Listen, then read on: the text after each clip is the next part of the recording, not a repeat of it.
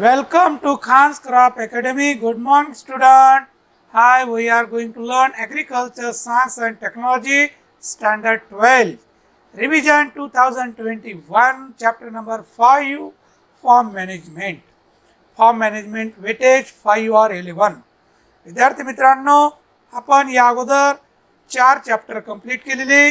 5वा chapter form management वर revision सुरू आहे. हा जो चॅप्टर आहे बोर्ड एग्जाम मध्ये 11 मार्काचा या चॅप्टरवर विचारणार आहेत. तर ते 11 मार्काचं डिस्ट्रीब्युशन आपण ब्लूप्रिंट नुसार असं केलेलं आहे. 1 मार्काचे 2, 3 मार्काचा 1 आणि 6 मार्काचा 1 प्रश्न. 6 मार्काचा जे प्रश्न आहे क्वेश्चन नंबर 5 मध्ये विचारणार आहेत.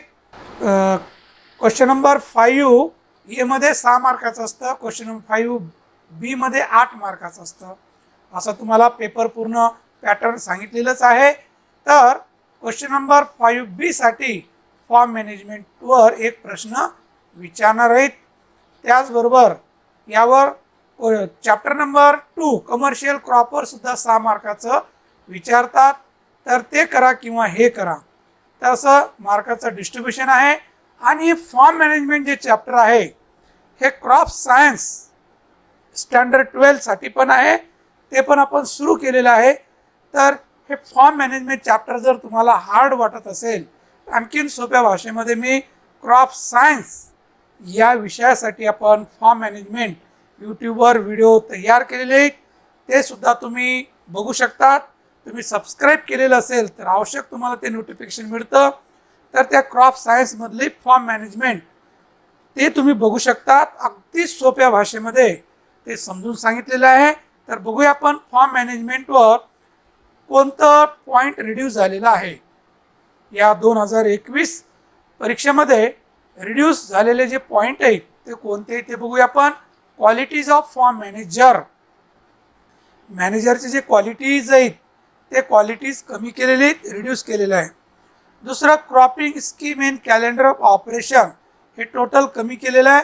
क्रॉपिंग स्कीमवर कॅलेंडर ऑपरेशनवर प्रश्न विचारले जाणार नाही. नंतर लेबर मॅनेजमेंट जे पॉईंट आहे यावर सुद्धा प्रश्न विचारले जाणार नाही. नंतर फार्म अकाउंट्स अँड रेकॉर्ड आहे 7, 12, 8 वगैरे हे विचारणार नाही. तर एवढे पॉईंट रिड्यूस झालेले आहेत, मॅक्झिमम रिड्यूस केलेले आहे फॉर्म मॅनेजमेंटवरचं. तर बघूया आपण राहिलेलं जे पोर्शन आहे त्यावर कशा रीतीनं प्रश्न विचारतात. तर 1 मार्काचे 2 प्रश्न विचारणार आहेत असं आपण सांगितलेलं आहे.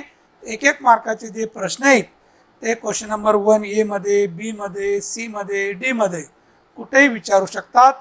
तर बघू आपण MCQ अगोदर. Organising and managing one or more enterprises on the form on scientific and business line is called as. तर ही फॉर्म मॅनेजमेंटची डेफिनेशन आहे. तर इथं काय येणार आहे फॉर्म मॅनेजमेंट. तर ही जी डेफिनेशन आहे फॉर्म मॅनेजमेंटची डेफिनेशन तुम्हाला पाठ असणं आवश्यक आहे. नंतर an employee who is paid to manage a farm is known as dash. A employee who is paid to manage a farm is known as farm manager. काय म्हणतात त्याला फॉर्म मॅनेजर म्हणतात. width of the main road at the center of farm should be dash meter. तर जे main road असतं शेतामधलं त्या main रोडची रुंदी किती असते 5 मीटर असते आणि सब रोडची 3 मीटर असते. तर ही लक्षात ठेवा. Next pump set is a example of dash input. तर पंप सेट हे कशाचं उदाहरण आहे, कोणत्या इनपुटचं आहे, रिकरिंग आहे का नॉन रिकरिंग आहे का पार्शियल आहे का कम्प्लीट आहे. तर हे जे इनपुट आहे नॉन रिकरिंग आहे. पंप सेट नेहमी घ्यायची गरज नसते है ना.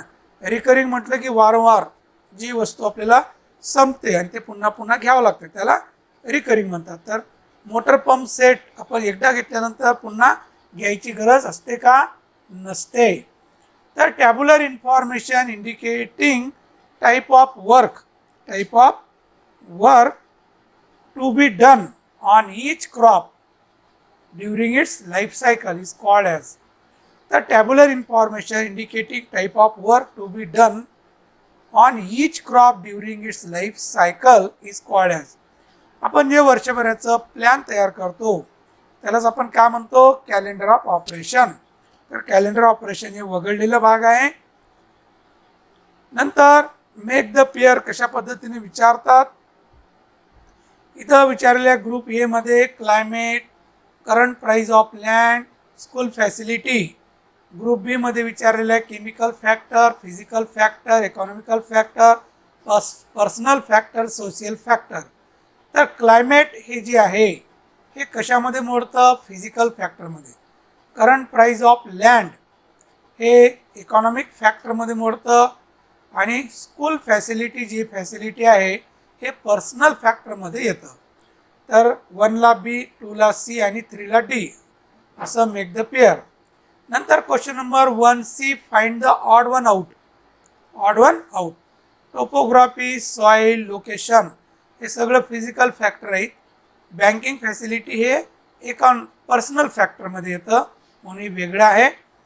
School, medical facility, transport facility, climate.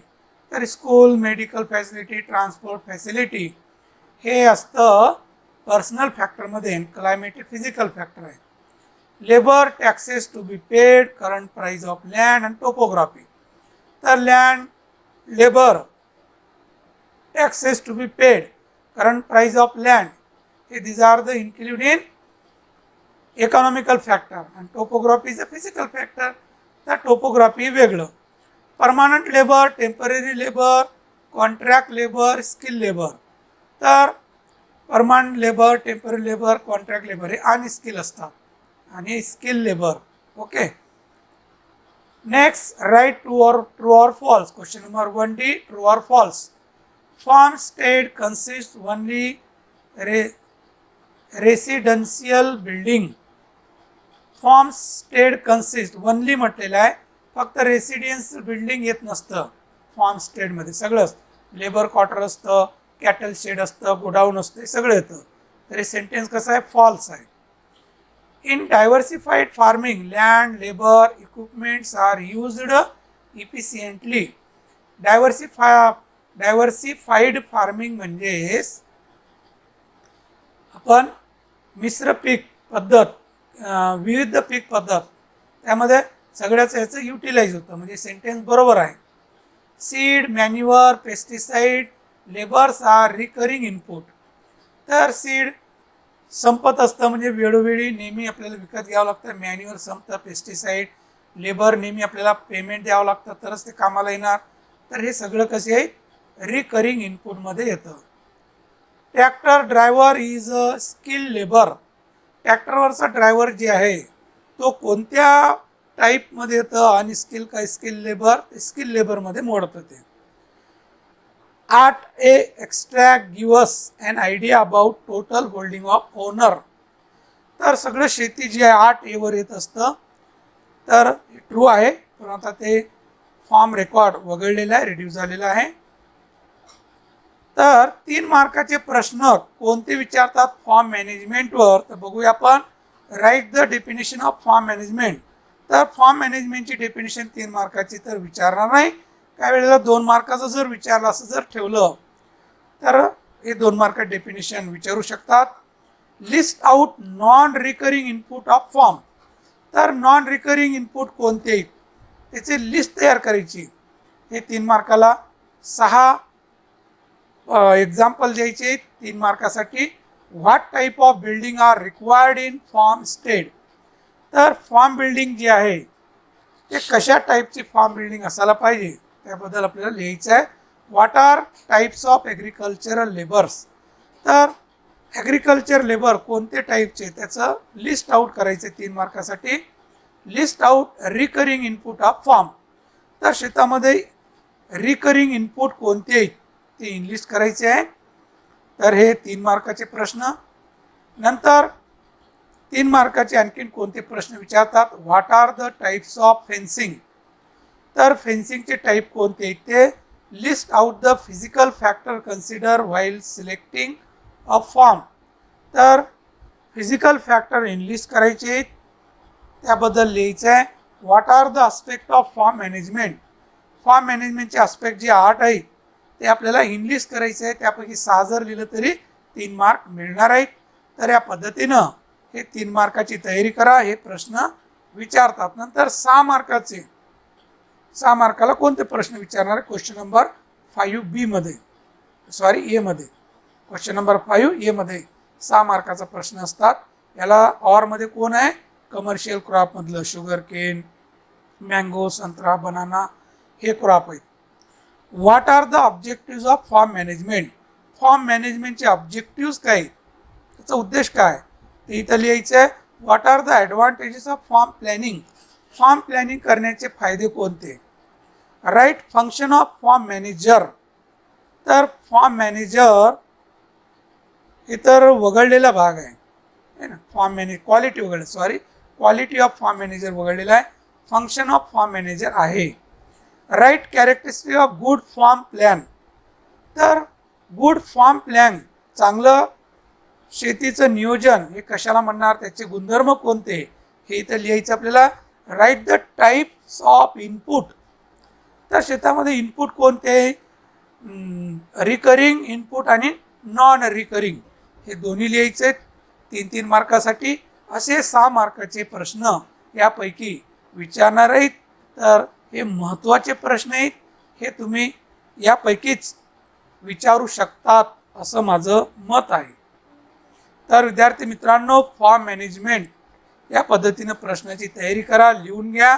आणि जर हे फार्म मॅनेजर समजलं नसेल, क्रॉप सायन्स या विषयामध्ये फार्म मॅनेजमेंट सुरू आहे, ते तुम्ही व्यवस्थित बघा आणि समजून घ्या. फार चांगलं चॅप्टर आहे समजण्यासाठी. तर पहिली वेळ समजलं नसेल तर इथे आपण शॉर्टमध्ये शिकवत आहोत, ती व्हिडिओ बघा. इतरांना, आपल्या मित्रांना जास्तीत जास्त शेअर करा, लाईक करा, सबस्क्राईब करा. थँक्स. जय जवान जय किसान.